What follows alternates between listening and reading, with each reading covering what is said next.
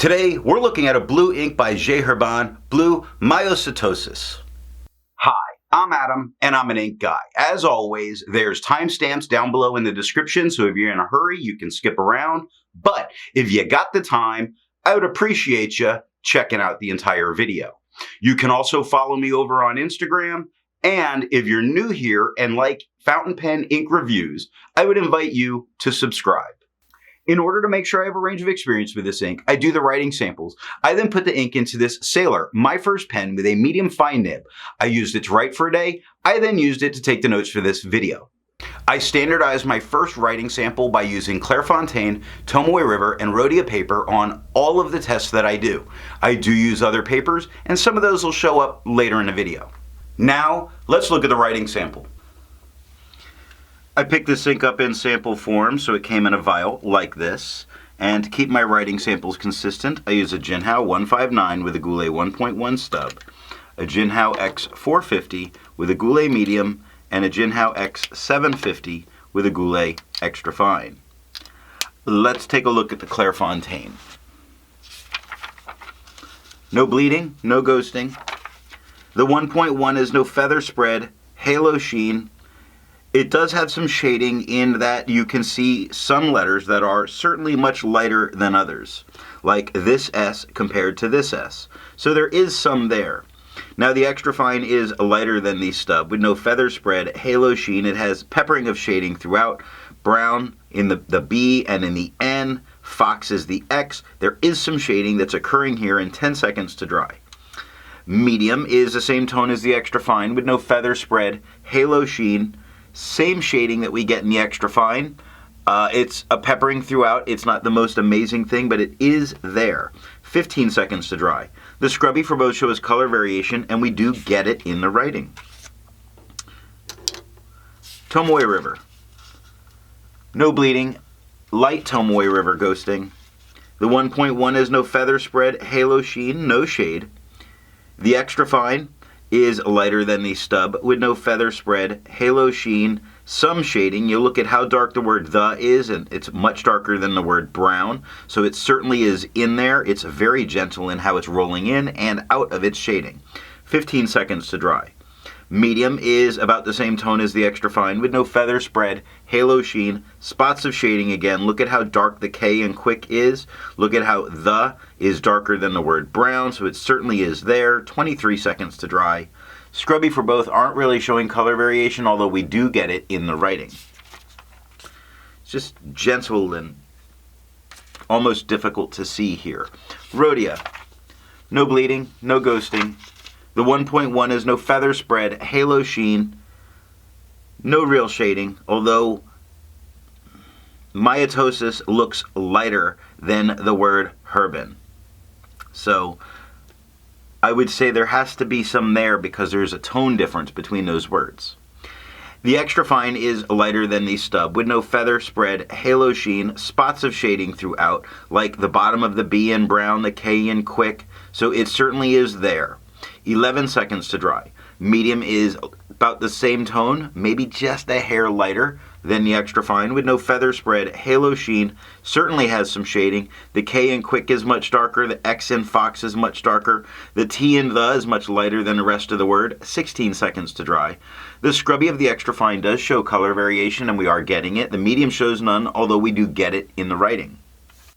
I agree with Vita that we learn a lot by doing multiple chromatographies. The one on the left is done the way it's supposed to be done. I put a line of ink down and immediately put it into water for 10 to 15 seconds.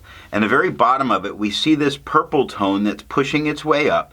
And we get a very bright tone that comes in at the top, but at the very, very top, there appears to be a very faint line of a turquoise.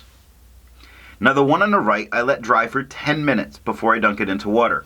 And most of this ink is really staying in that line at the bottom in only 10 minutes. I'm quite surprised with a Herbin ink to do that. Now we do see some very light remnants of the purple push up. We have just a hint of the turquoise on the right half that's still showing up. Resistance tests are done to see how this ink can be expected to perform on the page, and more importantly, how hard it may be to clean from your pen. I let the smear dry for 3 days before testing it. Looking at the highlighter, I wouldn't use this in a note-taking situation because of how that lowercase h really blew out, and the entire word itself is lightening up. Now, water is reactivating and lifting this off the paper, but not all of it. There's still a bunch of the blue left behind, which falls in line with what we saw in the chromatography, although water is all that I needed to get this out of my pen. Pen flush with only 30 seconds is showing the white of the paper coming through. It's really breaking this ink up. So if for some reason water didn't do it, pen flush will. And the 1/3 bleach solution, removing it entirely from the paper, but you shouldn't need this to get it out of your pen. I test viscosity or flow with a tilt test that I'll link down below in a description or in a card. Now for the inks I've tested, I have found an average viscosity of 2.5, with the realm of normal being from 2.1 to 2.9. J. Herbin Bleu Myosotos has a viscosity of 1.5, making it a very wet ink.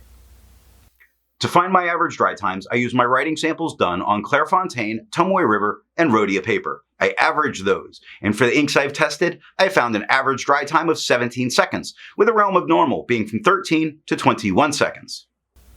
J. Herbin Bleu Myosotos has an average dry time of 15 seconds, so despite it being very wet, its dry time is normal.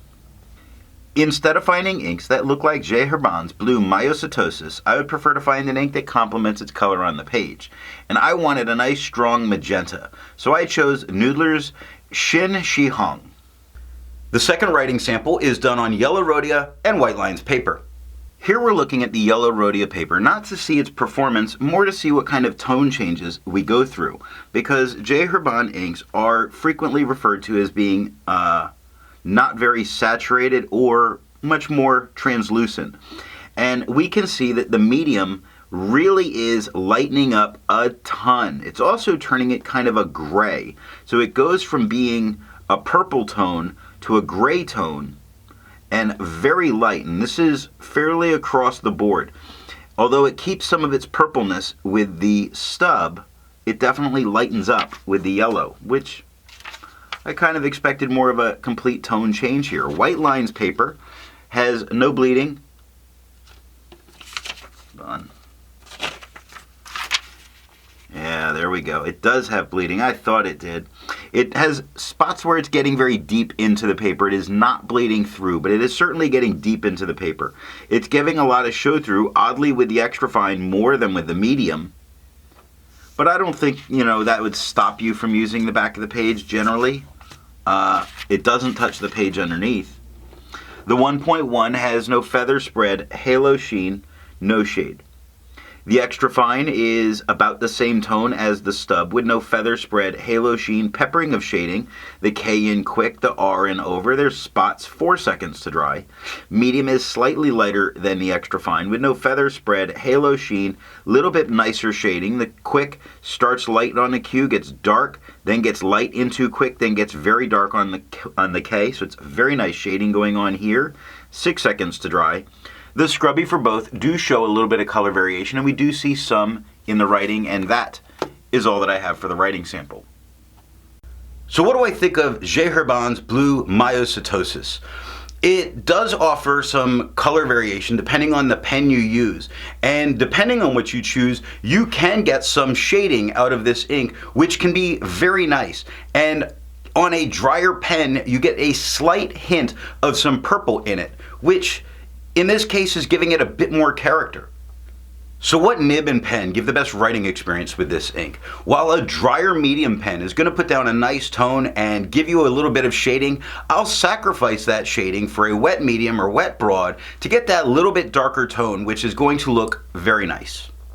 If you enjoyed this video, give it a thumbs up, and if it's your first time here, I'm going to remind you, if you enjoyed it, subscribe. Thanks for watching.